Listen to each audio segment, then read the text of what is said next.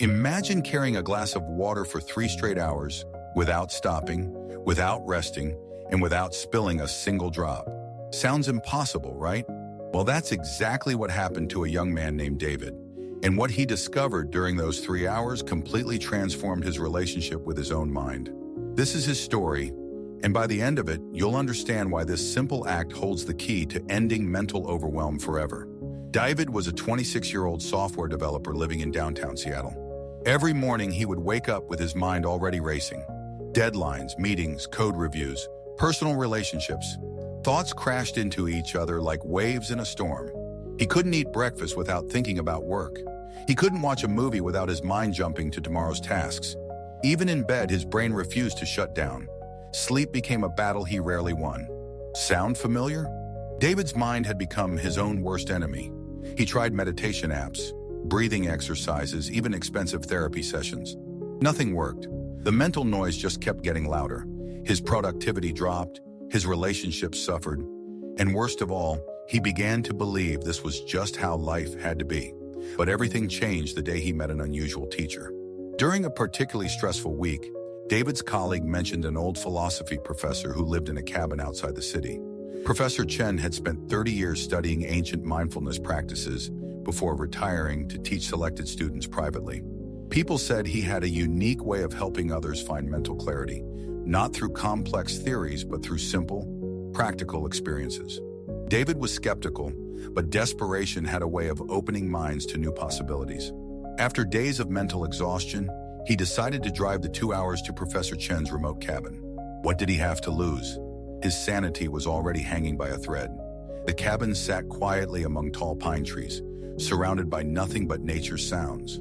David found Professor Chen tending to a small garden, moving with deliberate, peaceful motions. When their eyes met, the old man smiled gently and said, "You look like someone carrying the weight of 1,000 thoughts. Am I right?" David nodded, surprised by the accuracy. "Professor, my mind never stops. I've tried everything. Meditation, therapy, pills. Nothing helps. I can't focus, can't sleep, can't enjoy anything anymore. Can you help me find some peace?" Professor Chen studied him carefully, then said something unexpected. "Peace isn't something you find, young man. It's something you already have. But first, you need to learn how to stop looking for it. Are you willing to do exactly what I ask, even if it seems strange?" Professor Chen walked to his kitchen and filled an ordinary drinking glass with water, completely full to the very top. The water formed a perfect dome above the rim. One tiny movement would cause it to overflow. "Here's your lesson," he said, handing David the glass. "You will carry this water and walk the path around my property. The complete loop takes about 3 hours. You must return here with the glass still completely full. Not a single drop can be spilled. Not one." David stared at the impossible task. 3 hours. "But Professor, this is just water. How will this help my racing mind? I came here for wisdom, not some weird endurance test." The old man's eyes sparkled with knowing. "Trust the process. But remember, if you spill even one drop, you must start over. The lesson only works if you complete it perfectly." David accepted the challenge, though doubt filled his mind. He began walking the forest path, holding the glass with both hands. The first hour was torture. His mind screamed with questions. "This is ridiculous. How is carrying water supposed to help? I should be working right now. What will my boss think? Did I remember to pay the electric bill?" But every time his attention drifted, water would slosh dangerously close to the edge. Panic would snap him back to the glass. Step by careful step, he continued. The path wound through uneven terrain. Roots, rocks, small streams. Each obstacle demanded his complete attention. Strange things began happening during the second hour. David stopped noticing the time. He stopped thinking about work, bills, relationships. His entire universe narrowed to one single point, keeping the water perfectly still. When a beautiful deer appeared just 10 feet away, he barely saw it. When his phone buzzed with urgent emails, he didn't even hear it. For the first time in years, David's mind became completely quiet. After exactly 3 hours, David returned to Professor Chen's cabin. Not a single drop had been spilled.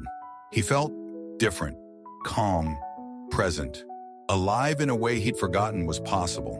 "Well done," Professor Chen smiled. "Now tell me, during those 3 hours, Did you worry about tomorrow's meeting?